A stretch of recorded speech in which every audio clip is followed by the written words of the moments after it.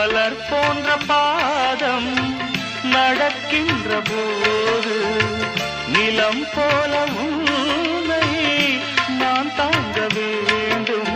இடையினில் ஆடும் உடையன நானும் இணை பிரியாமல் துணை வர வேண்டும்.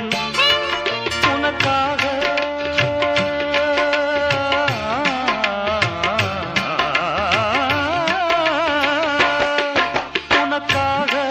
பனிக்காற்றை தினம் தூது போக வேண்டினேன். வாவெண்ணிலா உன்னைத்தானே வானம் தேடுதே. வாவெண்ணிலா உன்னைத்தானே வானம் தேடுதே.